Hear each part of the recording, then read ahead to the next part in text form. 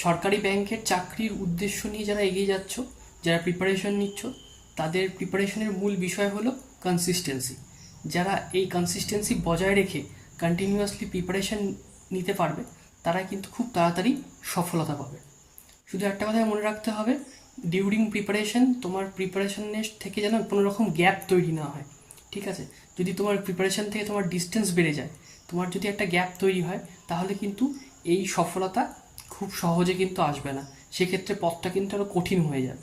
তাই জন্য আমি সবাইকে বলবো যে তোমরা কন্টিনিউয়াসলি প্রিপারেশন চালিয়ে যাও, তোমাদের লক্ষ্যমাত্রা স্থির রেখে তোমরা প্রিপারেশন চালিয়ে যাও, এবং দেখবে খুব তাড়াতাড়ি তোমরা সফলতা পাবে। এবং নিয়মিত টাইম ধরে তোমরা বিভিন্ন সাবজেক্টগুলোকে পড়ো, এবং যে যে বিষয়গুলো আছে সেগুলোকে প্রিপেয়ার করো। দেখবে খুব তাড়াতাড়ি তোমাদের সফলতা আসবে।